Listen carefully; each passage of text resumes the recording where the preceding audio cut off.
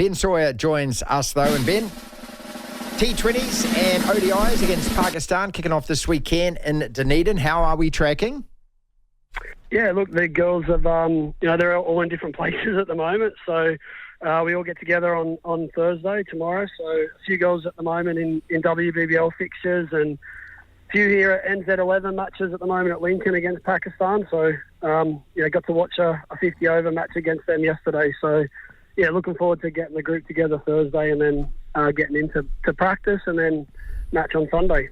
Are these matches going towards what points for next World Cups? T20 series, no. In terms of T20s, you've already qualified. The ODI matches, there's a World Championship point. So, it's important that we get as many points as we possibly can, especially out of the 3 ODI matches. We got a tough run coming up in the next year. We got series against Australia, India, and England. So probably the best 3 countries in the world. So getting as many points now as possible is really important. What do you take out of your time in South Africa, the ODIs and the 5 T20s there? I think we had our best ever chase in T20 cricket. So that was really pleasing.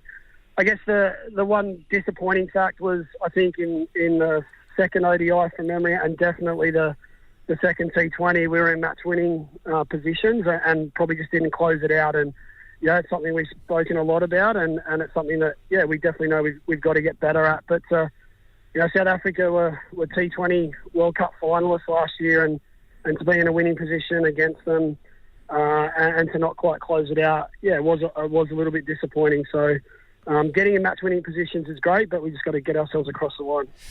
How much better are we actually getting? Because it was a very disappointing World Cup for the White Ferns.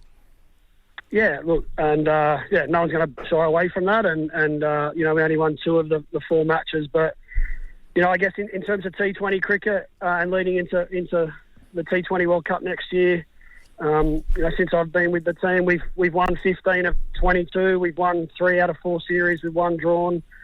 And it's just about then making sure that we can put that in, those match-winning performances into a World Cup. So we definitely understand that, and we're working towards making sure that, we can bring our best game in Bangladesh. So bilateral series, we've done really well, and everyone knows that, the big picture, though, is how we go in Bangladesh. So, we're working really hard to make sure that when we get there, we can nail that. Ben Sawyer is the White Ferns coach and is with us.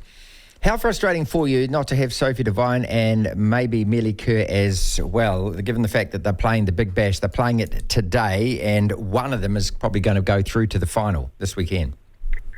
Yeah, look, we've known that for a long time, and we were comfortable with that. Again, with the T20s, like I said, and not sort of counting for points and us trying to make sure that we've got really good combinations and know exactly who our best 11 is for Bangladesh.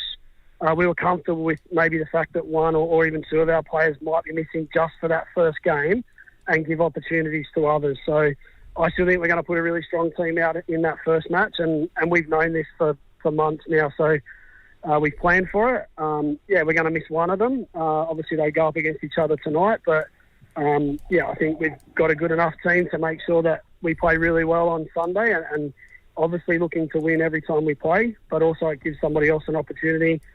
And again, on the flip side of that, for Sophie or Amelia, I think it's a great opportunity to play in another big match. And, we just spoke about big-time pressure and World Cups, and we wanted our girls, if they were in a final, to have that experience as well. So I think it's a bit of a win in both cases. Well, that's great for them. But, I mean, how does it look? And is it a bad look that, once again, we've got New Zealand cricketers who are choosing to play professionally for franchise sides and getting paid rather than play for their countries? Well, look, it's a discussion that we've had with all our players, and we were comfortable with the fact that it was only 1 match and not a whole series, and also the fact that it gives us an opportunity to play other girls. So we sat down with the players a while ago, and we were comfortable with the fact that it was just the 1 game, and that they would be available for then the majority of all the series except for that 1 match. So it's a position that we were comfortable with. I get all of that. When does it become uncomfortable for you, though? If they, miss 2 matches, miss a whole series?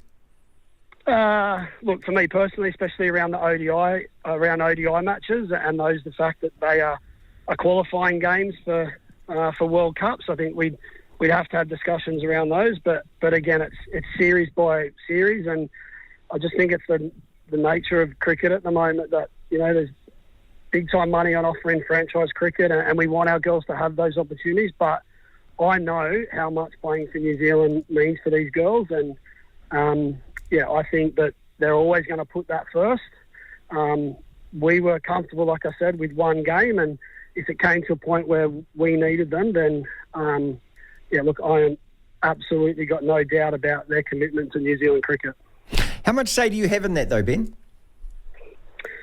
Well, look, we've just sat down with, again, just being totally honest, we sat down with the WBBL girls and had a discussion around, you know, what would it look about missing one game. I haven't looked much further ahead than that because this was a clash for this series.